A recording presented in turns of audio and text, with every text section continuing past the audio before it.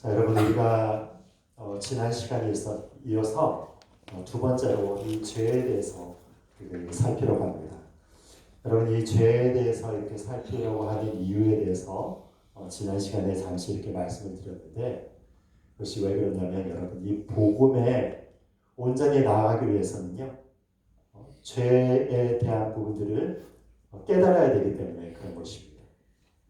복음이 필요하다라는 것을 깨닫기 위해서는요 우리가 얼마나 죄인인가를 깨닫기 전에는 복음의 필요성에 대해서도 알 수가 없고 그리고 복음이 얼마나 가치 있는 것에 대해서도 알 수가 없기 때문에 사도 바울이 지금 이 죄에 대해서 이렇게 여러 가지 사례들을 거쳐서 이것을 참 이렇게 이야기를 하고 있는 것이죠.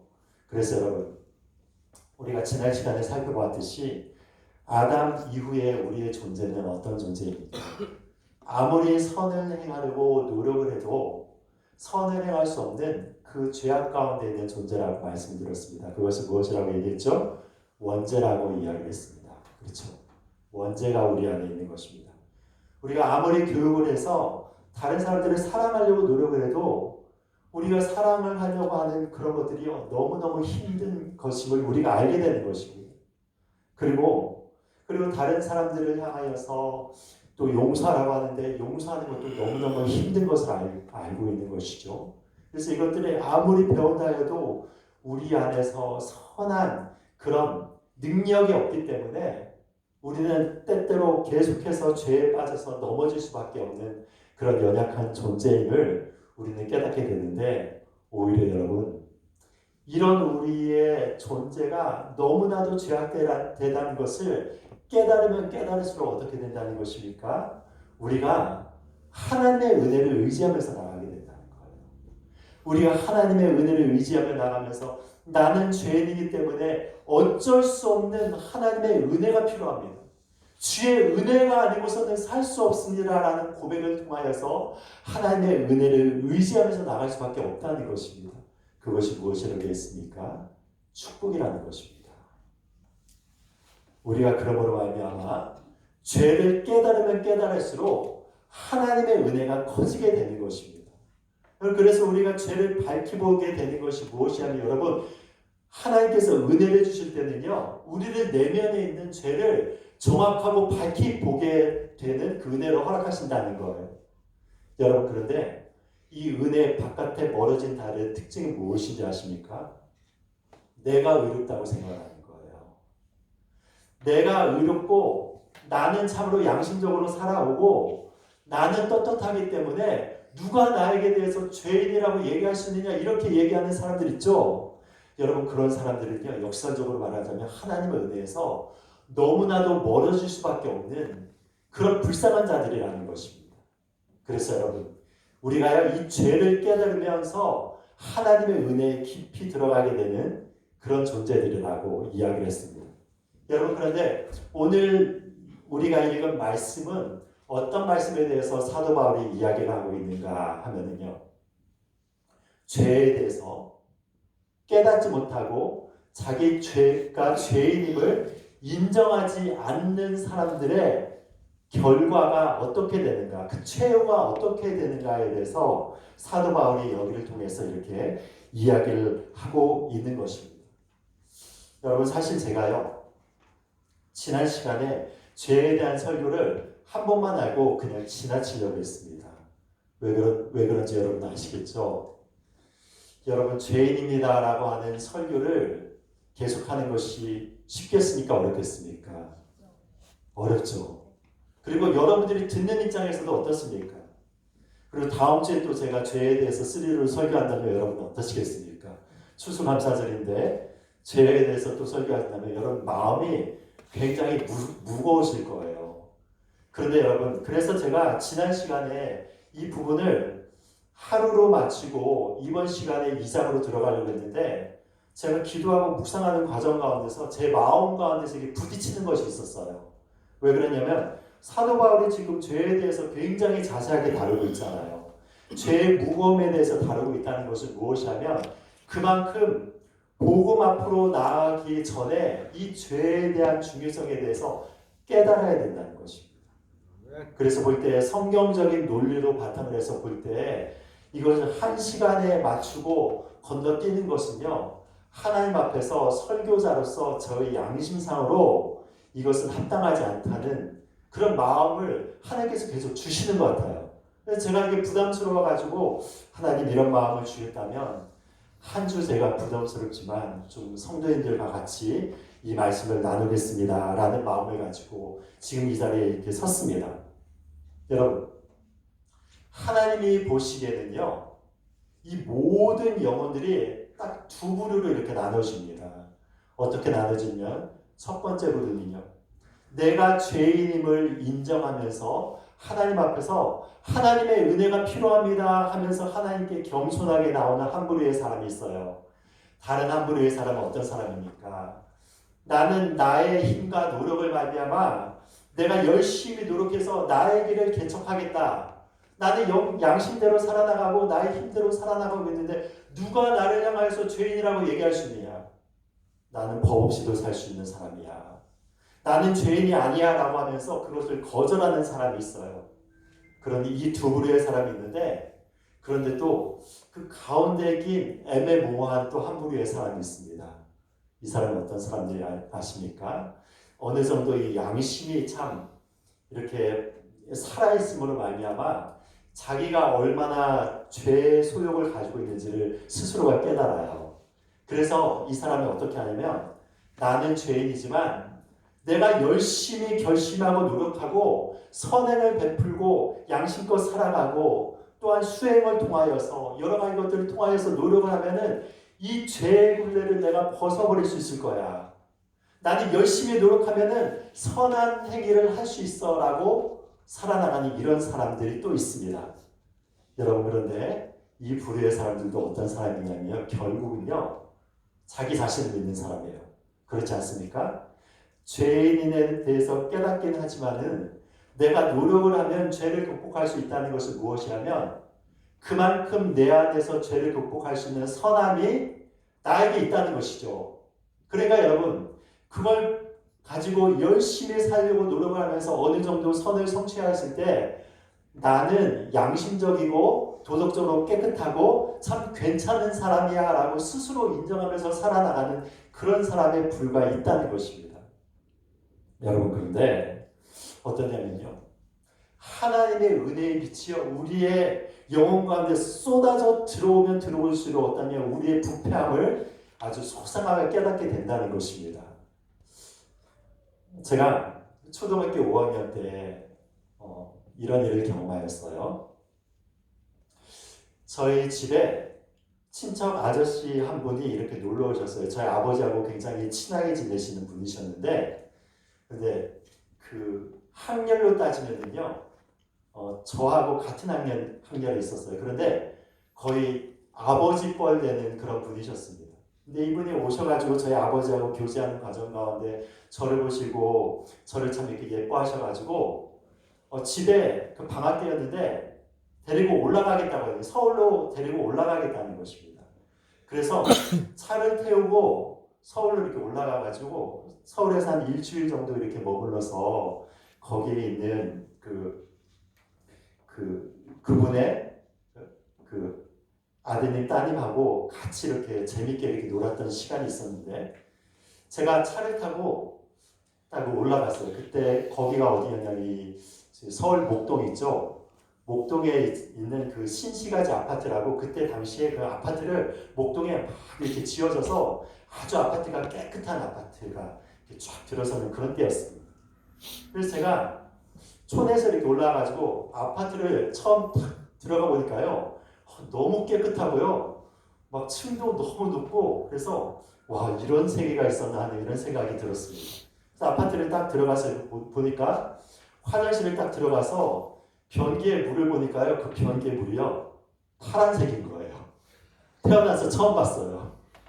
근데 지금으로부터 보면 여러분 35년이 좀 넘은 시기니까 그때 뭐 변기에 그 세정제 같은 거를 써가지고 이렇게 파란 물을 쓰는 그런 곳이 얼마나 있었습니까?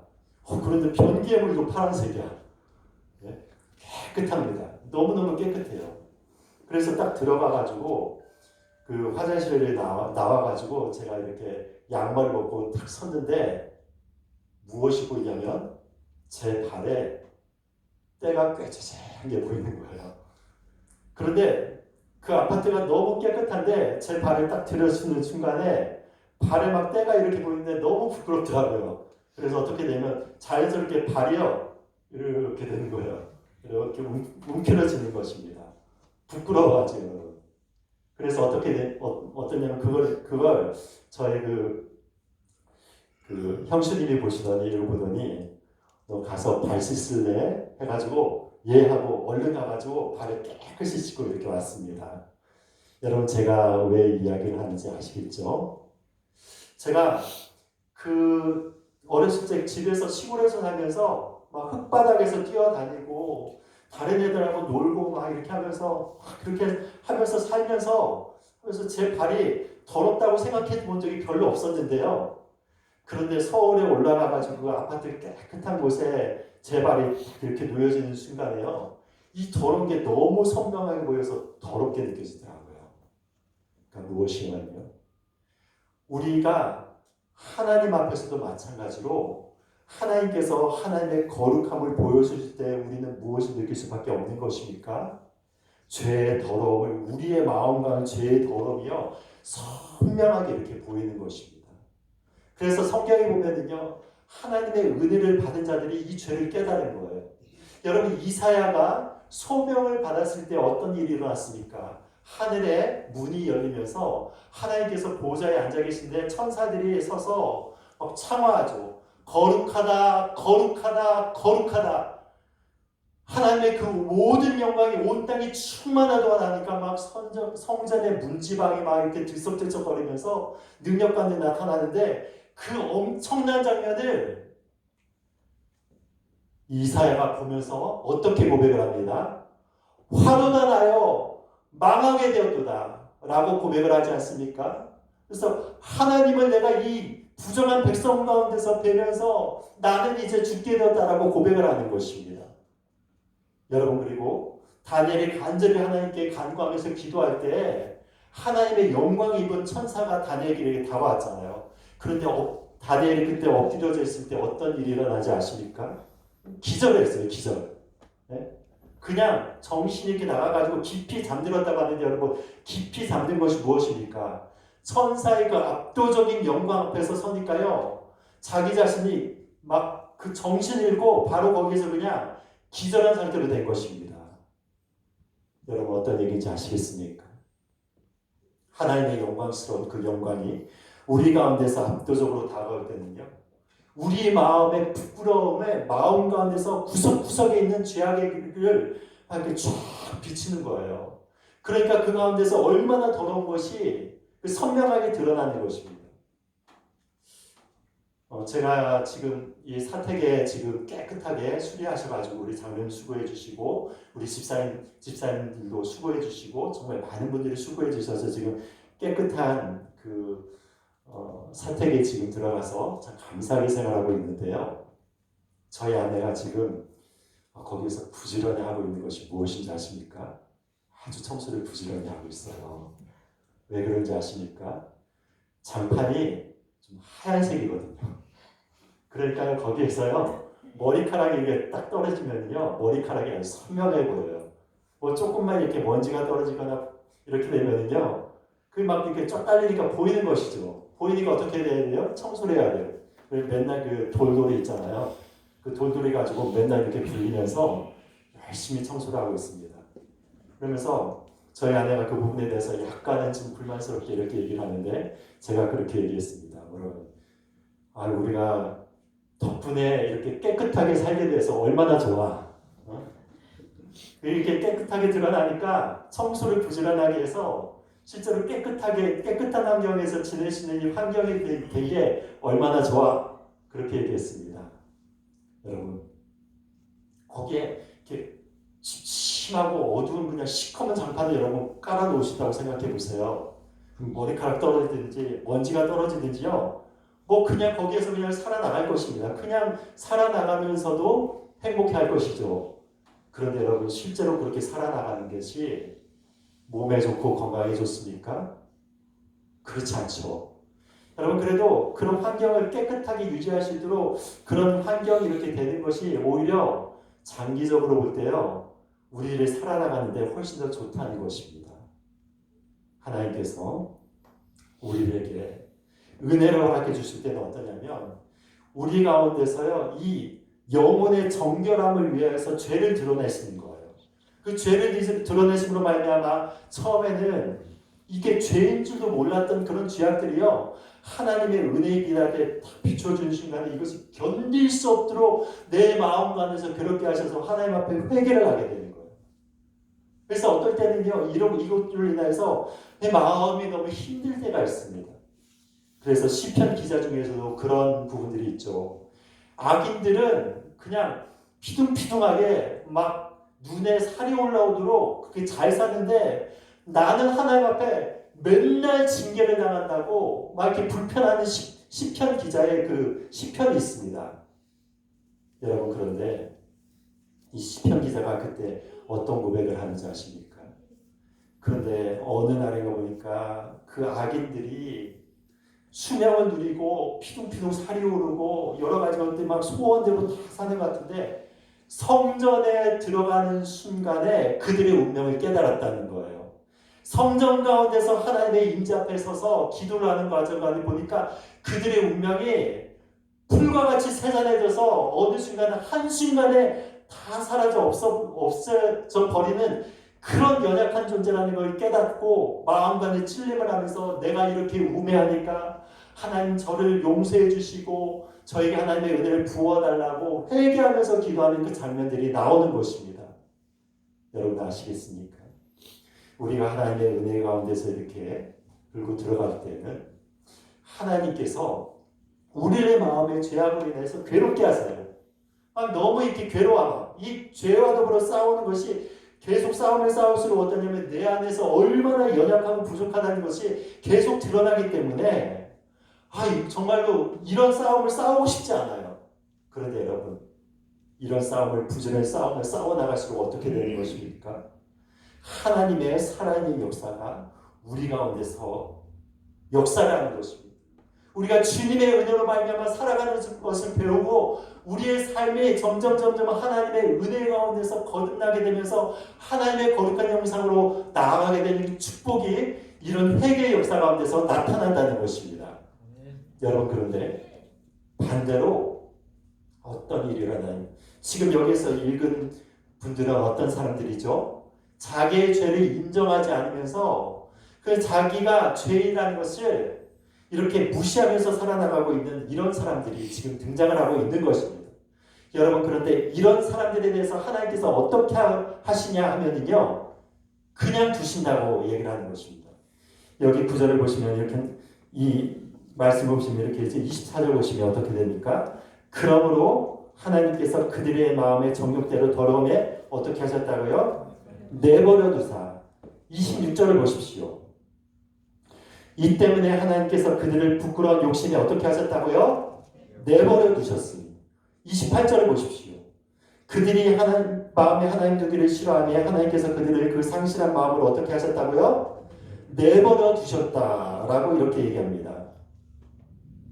여러분 마음 가운데서 내가 죄인이라는 것을 부정하고 하는 이런 사람들을 향해서 하나님은 어떻게 하시냐면 그냥 내버려 두는 거예요. 내버려 두면 어떻게 살아나가는 거예요? 그냥 죄 가운데서 내가 죄인이라는 것을 인식하지 않은 상태에서 그냥 굴러가지고 그냥 살아나가는 거예요. 제가 인도에 갔을 때 바라나시티라는 곳을 갔습니다. 여러분 그 바라나시티에 대한 다큐멘터리 이렇게 보신 분들도 있을 거이고 지금 요즘에 뭐 기안84인가요?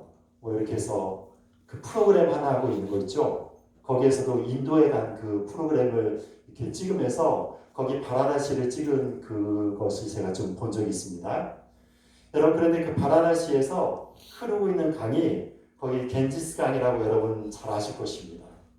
근데 거기에서 무엇을 하냐면 그곳이 그 인도 가운데서 가장 거룩한 어머니와 같은 강이기 때문에 거기에서 사람들이 많이 화장을 하고 장사를 지내요. 그래서 그 사람들은 어떻게 생각하냐면 거기에서 화장을 해서 재가 되어서 그 재가 된 몸이 강물에 이렇게 뿌려지는 순간이 어떠냐면 그 강이 거룩한 성물이기 때문에 그 사람의 죄를 다 씻어낸다고 생각을 해요. 그러니까 거기에서 화장을 하고 태워가지고 시체를 이렇게 그 태운 그 시체의 죄를 밀어내면은 그 사람의 죄는 완전히 이렇게 씻기는 거예요. 그러니까 여러분 거기에 얼마나 많은 사람들이 화장을 하고 있겠습니까? 제가 거기에 가니까요 이곳저곳에서 여러 곳에서 막 화장을 하면서 태우고 있는 거야. 태우고 있는데 그 태우고 나서 무엇을 하냐면 거기에 그 태운 시체의 그 죄를 강물에 이렇게 밀어넣는 것입니다. 그런데 거기에서 인도 사람들이 어떻게 하신지 아십니까? 수영하고 잠수하고 그리고 심지어 거기가 굉장히 거룩한 강이지 않습니까? 그래서 순례객들이 항상 그 강을 방문합니다. 그래서 이렇게 막대기 들고 이렇게 와가지고 거기에 뭐 무슨 사발 같은 거를 이렇게 얹어가지고요. 그 강물을 이렇게 퍼요. 푼 다음에 어떻게 하냐면 그 강물을요 마십니다. 벌컥벌컥 마셔요. 우리는 어떻습니까? 그거를 생각하는 순간에도 역겹죠, 여러분. 네? 그 시체 옆에서 시체 태운 거를 막 이렇게 밀어넣고 그 재가 막 둥둥둥둥 떠다니는데 그걸 거룩하다 하면서 이렇게 마십니다. 거기에 들어가서 잠수도 하고 그렇게 하면 죄가 씻긴다고 하면서 거기에서 너무 거기에서 막 예배도 드리고 막 불도 켜고 향도 펴고 그러면서 꽃도 뿌리고 그러면서 거기에서요 너무 경건하게 여러 가지 것들을 하고 있습니다. 그러면서 여러분 그들은요 그런 부분들에 대해서 더럽다고 생각하지 않는 거예요. 여러분 왜 그렇습니까? 그들이 그런 삶을 살기 때문에 그냥 그런 삶을 삶에도 불구하고 무엇이냐면 이것이 깨끗하다라고 그렇게 생각을 하고 착각을 하기 때문에 그런 부분들에 대해서 더러움에 대해서 전혀 생각을 못하는 것입니다. 그런데 여러분 우리 같은 사람이요 그쪽에 가서요 물 요구르트 그 한 병 가지고 우리가 한 병 마셨다고 생각해 보십시오. 어떻게 되겠습니까? 막 설사하고 막 장염에다 막 난리가 나는 거죠. 그렇죠? 여러분 하나님께서 역사를 하실 때 무엇이냐면요. 이런 더러운 것을 보게 하시는데 그런데 이런 부분들에 대해서 나는 죄가 없어 하면 어떻게 되는 것입니까? 그런 더러움에 하나님께서 그냥 두시는 거예요. 여러분 하나님께서 그냥 그 죄에 대해서 이렇게 두신다면 그들이 어떻게 살아갈 수밖에 없습니까? 죄와 막 뒹굴어서 살아나가는 거예요. 죄와 뒹굴어서 살아나가면서도 자기가 죄를 짓는데도 이 죄가 얼마나 더럽다는 것을 깨닫지도 못한 상황에서 죄와 더불어서 둥가둥가하면서 기쁨 가운데서 막 죄를 짓는 쾌락 가운데서 그냥 그렇게 살아나가는 것입니다. 결과적으로 어떻게 되는 것입니까? 그렇게 쾌락 가운데 살아나가면서 점점 여러분 지옥을 향하여서 이렇게 나가게 되는 것입니다. 그냥 두면은요 지옥을 가는 거예요. 여러분 그러므로 말미암아서 하나님께서 우리에게 은혜를 주실 때는 이 죄를 깨닫게 하는데 이 죄를 부정하는 자들에게는 하나님께서 그냥 두시는 거예요. 이것이 무엇이라고 하냐면 육이라고 하는데 여러분 길거리에 가다가 개들 막 주인 없는 개들 이렇게 돌아다니는 거 보시죠? 그 개들을 보면 어떻습니까? 깡 말라가지고 막 이렇게 돌아다니고 때때로 그렇게 되면 어떻게 되냐면 막 이빨 같은데 충치가 생기기도 하고 막 관절염 생겨가지고 쩔뚝거리기도 하고 기생충이 들어와가지고 막 그 기생충이 자라기도 하고 그래서 꾀죄죄하게 하고 이렇게 돌아다니다가 잘못하면은 차가 싱하면 받쳐가지고 죽기도 하고 여러분 그런 운명이 되지 않습니까? 그런데 여러분 생각해 보십시오. 자유를 따지자면요. 그 개들이 집에 키우는 개들보다 훨씬 더 자유로워요. 그렇지 않습니까? 갈 곳 있으면 가고 쉴 곳 있으면 쉬고 뭐 그렇게 하더라도 훨씬 더 자유롭습니다. 그런데 여러분 어떤 개가 행복합니까? 집에 있는 개가 행복해요? 떠돌아다니는 개가 행복해요? 주인이 있어서 주인을 돌봄을 받고 주인과 같이 사랑을 나누고 있는 개가 행복한 거잖아요. 여러분 인간이요 하나님께서 어떻게 창조하셨냐면 하나님과 긴밀한 교제와 사랑을 나누면서 주님께서 원하신 그런 법을 가지고 하나님께서 허락하여 주신 거룩한 그런 법을 가지고 이 법을 지키면서 살아가는 때 가장 행복하도록 하나님께서 우리를 사람을 창조하신 것입니다. 그래서 여러분, 우리 행복이 어디 있습니까? 하나님의 율법을 지키는 거예요. 하나님의 말씀을 지키는 거예요. 그 말씀대로 살아나가면 어떠냐면 하나님과의 풍성한 교제와 하나님의 사랑을 느끼면서 우리의 삶 가운데서 하나님이 주시는 생명과 능력으로 살아나갈 수 있는 것입니다. 그런데 여러분, 이런 것을 다 거부하고 나는 나의 뜻대로 살아갈래, 나는 나의 자유를 향하여서 나가면서 내 마음대로 살아갈래 하면 어떻게 되는 것입니까? 죄와 딩구로 살아나가다가 종착지에는 죽음에 이르러서는 지옥불에 떨어지게 되는 것입니다. 여러분, 저는요 결심한 것이 있어요. 무엇이냐면 하나님께서 저를 이 자리에 세우신 그 목적이 무엇인가 하면은 여러분들을 한 사람 한 사람 모두를 다 천국길로 안내하는 것입니다. 여러분, 이것 이상의 사명이 저에게 없어요. 하나님께서 이것으로 말미암아 저를 이렇게 부르신 거예요. 여러분, 그런데 이것을 다른 말로 표현해 볼까요? 여러분들을 지옥까지 않도록 하나님께서 저를 부르신 것입니다. 그러므로 여러분, 제가 때때로 지옥 설교를 좀 하려고 합니다. 지옥에 대한 설교를 하려고 그래요. 중고등부와 몇 주 전에 이렇게 얘기를 하다가 끝나고 나서 어떤 학생이 찾아와서 이렇게 얘기를 하더라고요. 목사님, 이 천국과 지옥에 대한 부분이 이렇게 중요한데 왜 교회에서는 지옥에 대해서 얘기를 하지 않아요? 지옥에 대한 설교를 들어본 적이 없는 것 같아요. 라고 얘기를 하더라고요. 여러분, 왜 그렇겠습니까? 지옥에 대해서 지옥 하면 여러분 듣기 좋겠습니까? 좋지 않죠. 그러니까 설교자도 부담스럽고 여러분들도 부담스럽고 듣는 자들도 부담스러우니까 여러분, 설교자라 하더라도 이 지옥에 대한 설교를 하기가 굉장히 힘들어요. 그런데 여러분, 저 요즘에요 우리 한국교회 가운데서 정말로 열심히 일어나서 하나님 앞에서 귀하게 쓰임받는 몇몇 교회를 보니까요, 지옥 설교를 엄청나게 많이 하는 교회들이 일어나더라고요. 희한하게. 지옥 설교를 하면 여러분 떨어져 나가야 되는 거 아닙니까? 그런데 지옥 설교를 막 시리즈로 해요. 시리즈로 몇 달 동안 시리즈를 해요. 어떤 보니까 거의 막 10번 설교를 하면 5번 이상은 지옥에 대해서 설교를 해요. 그런데 그런 교회가요 왕성하게 일어나고 있습니다. 왜 그렇겠습니까? 우리의 마음 가운데서 그걸 통해서요 영적인 각성을 일으키면서 죄와 더불어서 싸울 수 있는 능력이 생기게 되는 것입니다. 지옥의 실체를 깨닫고 천국의 실체를 깨달으면요 우리가 이 시대를 그냥 밍숭맹숭하게 그냥 살아나갈 수 없는 것입니다. 하루하루 순간순간이 영적 전투라는 걸 깨달아서 우리가 치열하게 삶을 살아나가게 되는 것이죠. 그래서 이런 교회 중에서 일산에서 목회하고 계신 어떤 한 목사님이 계세요. 근데 이 목사님한테 어떤 교인분이 찾아왔다고 합니다. 그러면서 얘기를 하는 거예요. 목사님, 저는 이제 이 교회를 떠나러 갑니다. 떠나러 가는 그 이유를 얘기를 해요. 뭐라고 얘기하냐면, 목사님 설교하는데 목사님 맨날 지옥 하는데 너무 지겨워요. 맨날 지옥 설교하고 맨날 들으니까 그거 제가 신물 나서 더 이상은 듣지 못하겠어요. 왜 맨날 그 설교만 하십니까? 제가 질려서 이 교회를 떠나갑니다 하고 떠나갔대요. 이 목사님이 이걸 얘기를 하시면서 어떤 말씀하시냐면, 그런데 이 성도님 떠나가면서 내 마음 가운데서 드는 생각은 그래도 내가 목회를 잘하고 있구나라는 생각이 들었답니다. 왜 그러냐면 최소한 여러분, 이런 설교를 통해서 마음 가운데서 계속 천국과 지옥과 이 구원에 대한 부분들을 각성하게 하는 것은요 윤리적인 설교보다 훨씬 더 중요한 설교입니다.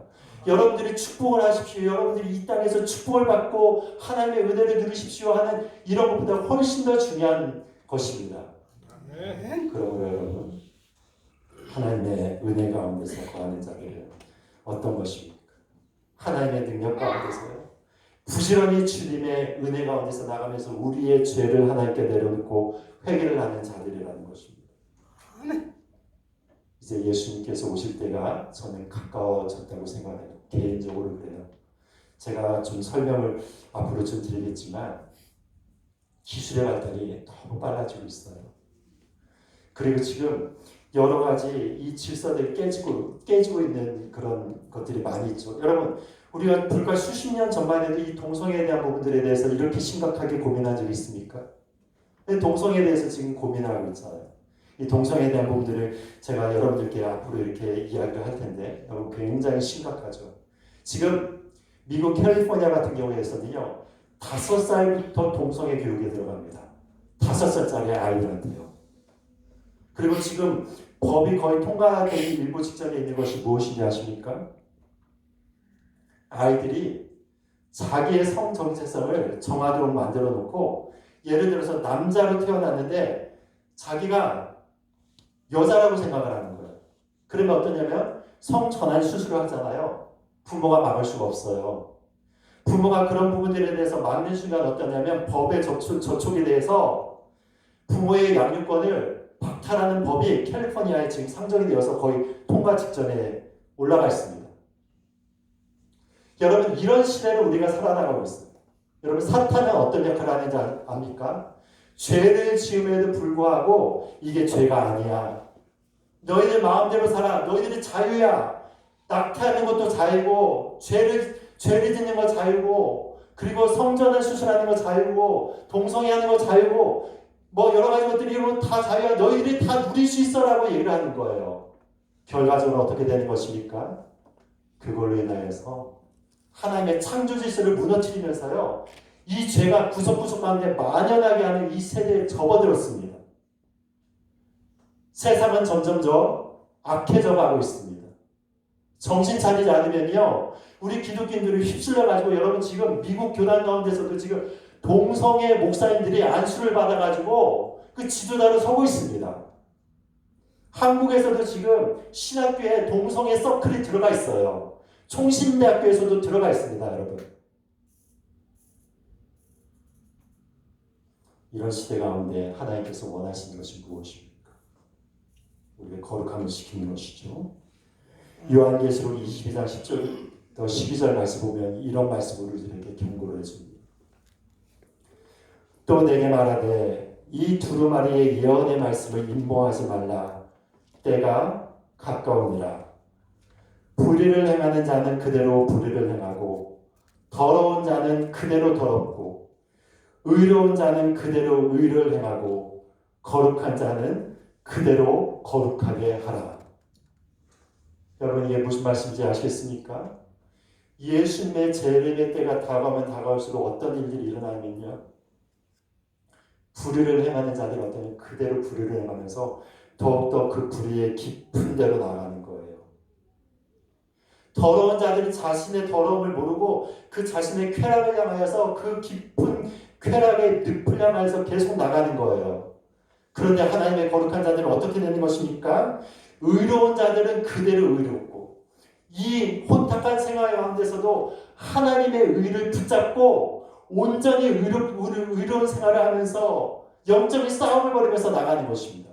거룩한 자는 그대로 거룩하게 그 자기 자신의 거룩함을 유지하면서 하나님 앞에서 점점 더 거룩한 그 길로 걸어나가는 것입니다.